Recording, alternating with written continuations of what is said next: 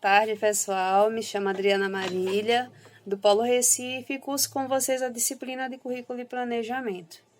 Respondendo à pergunta da minha colega Maria de Jesus, tivemos um ano muito atípico em 2020 e ainda estamos passando por momentos difíceis e delicados em todos os aspectos e sentido, e no que tange à educação também, né?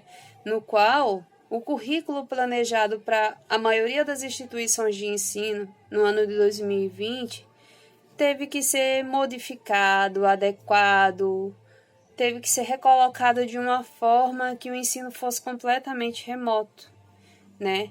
Então, assim, a avaliação da aprendizagem é uma etapa muito importante no ensino remoto.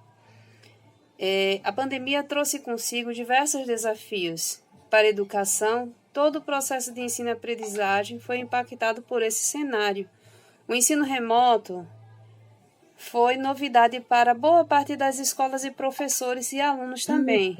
Claro que para nós, do curso EAD, não foi novidade porque nós vivemos nesse meio, né, de ensino remoto. Então, para a gente se adequar foi um pouco mais fácil, diferente das outras instituições de ensino. E, dando continuidade, nesse contexto, repleto de novidades e desafios inéditos, foi necessário mexer um pouco no currículo escolar, que grande parte das escolas tinham traçado para o ano anterior. Eu vou dar um exemplo. A escola da minha filha, ela estava cursando o primeiro ano de ensino fundamental, e a escola dela, ele faz uma reunião com os pais no início do ano letivo, passando todo o planejamento, tudo que está programado para acontecer no decorrer do ano. E tinha todas as atividades, tinha atividade da colheita, que era a festa junina, atividade Dia das Mães. A única atividade que eles conseguiram fazer foi a atividade carnavalesca, que após isso deu o boom da pandemia e todos nós tivemos que ficar isolados em casa, né? Mas eu vou pegar esse pequeno exemplo da escola da minha filha, que tinha toda uma programação anual no currículo escolar deles para ser seguida e teve que se readaptar e se adequar ao modo à distância, né? Então, assim, foi necessário em todos os aspectos nos adequar a situações inéditas para alguns, né? Mesmo nas aulas à distância, a etapa da avaliação permanece sendo um processo transversal às práticas educacionais. Assim, a atribuição de notas e resultado de um processo que engloba todo o ciclo de aprendizagem do aluno. Então, de modo a prevalecer a determinação da Lei de Diretrizes e Bases da LDB, no ensino remoto, a checagem de rendimento escolar também deve ser fruto de uma avaliação contínua e acumulativa da performance dos estudantes. Então, vamos lá. Há pouco antes de encerrar a pandemia, eu ainda era estagiária da Rede Recife, né? E a rede também teve que se adequar a esse ensino remoto devido à pandemia não ter se encerrado e a gente ainda continua nela.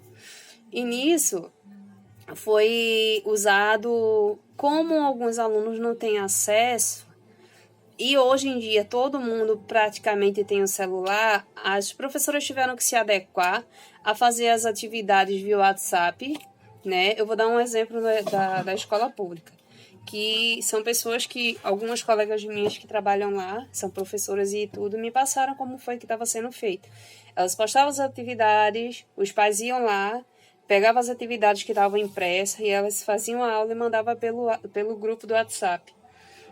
E depois elas retornavam com as atividades feitas, para as professoras avaliarem e ver o desenvolvimento. A presença da criança passou a ser contada de acordo com as atividades que estavam sendo desenvolvidas, porque a cada criança que desenvolvia a atividade, o pai tirava a foto, mandava no WhatsApp, dava o ok. Então, a professora começou a avaliar a partir da participação dos alunos, certo? Eu vou falar só por alto o que eu sei que aconteceu na rede pública. Agora, sobre a rede privada, eu vou falar em especial da escola que a minha filha estuda.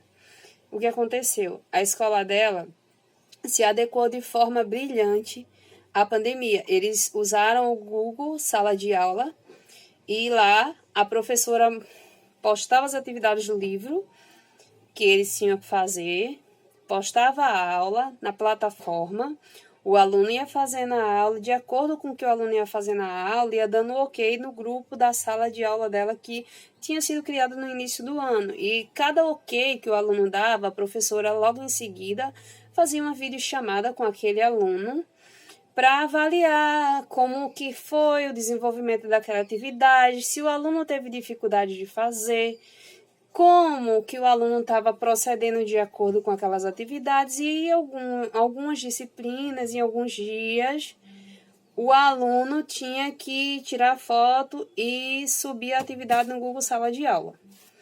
Então, procedeu dessa forma. Daí, quando foi em junho, que a pandemia deu uma aliviada, começou a liberar algumas coisas, aí teve a primeira avaliação que a minha filha precisou fazer, que foi via remoto. Eles fizeram como se fosse um joguinho, a avaliação foi feita e dado nota. Tipo, a professora avaliava de acordo com o desempenho real do aluno. E cada aluno tinha uma nota diferente, porque era de acordo com o seu desempenho. O que eles estavam avaliando como notas? As participações no Google Sala de Aula, a participação do videochamada que estava sendo feita. Aí na quinta-feira minha filha ela tinha aula ao vivo com a professora, então essa participação também contava como nota. E teve uma avaliação, eles fizeram 4 avaliações antes de encerrar o ano letivo de 2020 na escola dela, que encerrou em dezembro, para avaliar o conhecimento do aluno, para ver o desenvolvimento, como que estava o acompanhamento, se eles estavam alfabetizados, pré-alfabetizados, e precisou, claro, de todo o suporte e apoio da família.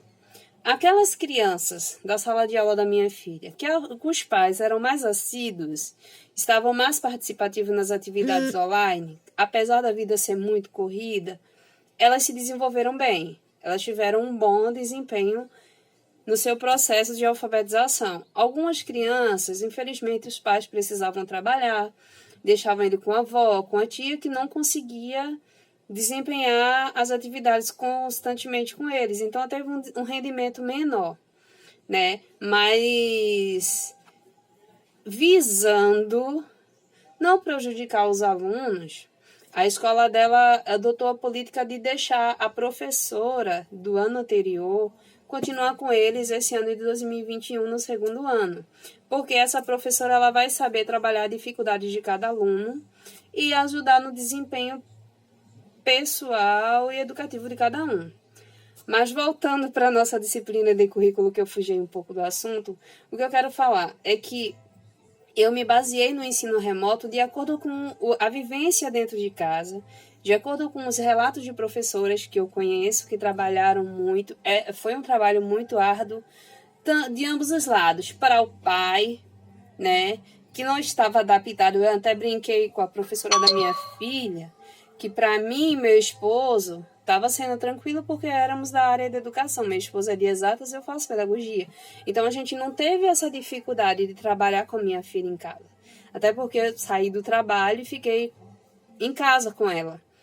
E então, a gente teve essa aceitação, teve o desempenho, desenvolvimento. Sabemos que, infelizmente, nem todo mundo teve esse privilégio. E teve alunos muito prejudicados com isso. Infelizmente, hoje, com a pandemia, só fez aumentar a desigualdade social que temos no mundo. No nosso país, principalmente. Porque o que acontece? O que eu tiro de exemplo? A minha filha, que era uma aluna de escola particular, o desempenho dela comparado a algumas outras crianças, tipo, ela tinha pais que tinham conhecimento e têm uma licenciatura. Alguns outros colegas dela têm pais que não têm o mesmo conhecimento nem nenhuma formação, tiveram mais dificuldades. Então, eu falo nisso. E trazendo para a escola pública, muitos pais acharam que não era necessário acompanhar as aulas. Porque, infelizmente, a realidade é que alguns pais acham que a escola é um depósito de crianças e deixam seus filhos lá. E nisso, o que acontece? Vamos lá. A Gioconda Sofia, que é a minha filha, é uma criança de 7 anos, está alfabetizada, claro, num processo de desenvolvimento muito bom. Ainda falta cada dia mais melhorar a leitura e as outras práticas que aos poucos a gente está trabalhando. Mas aí, o que eu fico triste é que eu sei que existem crianças da mesma idade da minha filha que infelizmente não tiveram esse suporte nem o acompanhamento que ela teve. E, infelizmente, o resultado disso a gente vai ver futuramente. Pode ser que a gente não veja agora, mas daqui a 2, 3 anos o resultado e o reflexo da desigualdade social na área de ensino devido à pandemia. E é isso. A pergunta que eu vou deixar, se alguém responder, que infelizmente eu só tive como entrar hoje para gravar o vídeo, é: o que a gente pode fazer, né? Pegando um gancho da pergunta da nossa amiga Maria de Jesus, o que a gente pode fazer como educador para tornar a vida do nosso aluno mais igual, sabe? Mais confortável.